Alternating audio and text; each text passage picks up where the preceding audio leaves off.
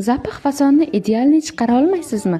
Keling, unda birgalikda buni bajaramiz. Videoga like bosishni unutmang. Avvalo tayyor asos andazamizni 2 buklangan qog'ozga ko'chirib olamiz. Andazani vetichkalarini ham ko'chirishni unutmaymiz. So'ng andazamizni buklov holatida kesib olamiz.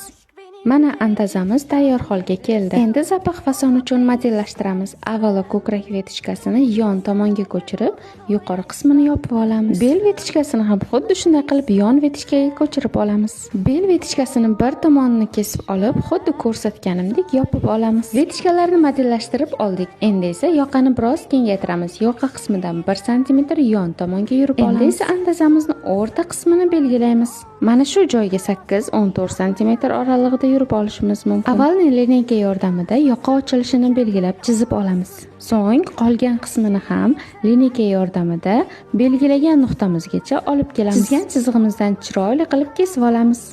Yoqa birlashish qismini belgilab qo'yamiz. Oldi qismi osilib, ochilib qolmasligi uchun xuddi ko'rsatganimdek qilib 1 cm da yoqaga qaratib vetichka tortamiz. Endi bu vetichkani sekingina kesib, yopib olamiz. Vetichkani yopganimizdan so'ng birozgina ortiqcha joyi chiqib qoladi. Buni korreksiya qilib kesib olamiz.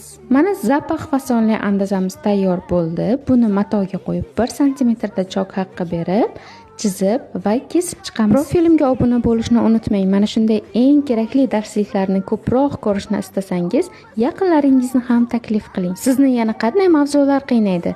Buni kommentariyada kutib qolaman. Mana zapix fasonimiz tayyor bo'ldi. Yana bir bora andazamizni qo'yib, rastichkalarni berib olganingizdek fasonimiz ideal holatda tayyor bo'ldi.